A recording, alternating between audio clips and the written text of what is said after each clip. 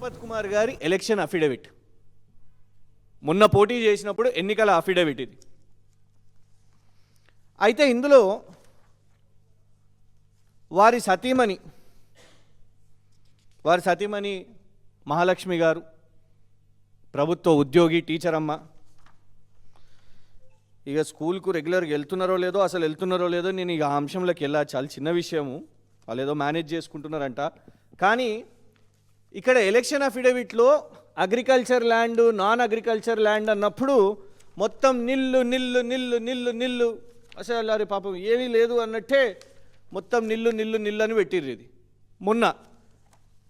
కానీ ఇది land details report 2024 13 September నాడు, అంటే కాంగ్రెస్ ప్రభుత్వం ఏర్పడ్డ తర్వాత సంపత్ కుమార్ గారు కబ్జా చేసి ఇగోండి వారి పేరు మీదకి అసైన్డ్ ల్యాండ్ని సతీమణి గారి పేరు మీద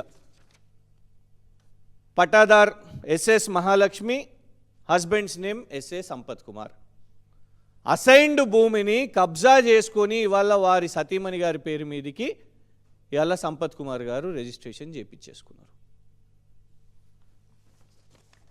దీని మీద కూడా సిట్ విచారణ చేయండి. ఇది 2 ఎకరాలు. ఇట్లా ఇంకా బేనామీల పేర్ల మీద మస్తున్నాయి.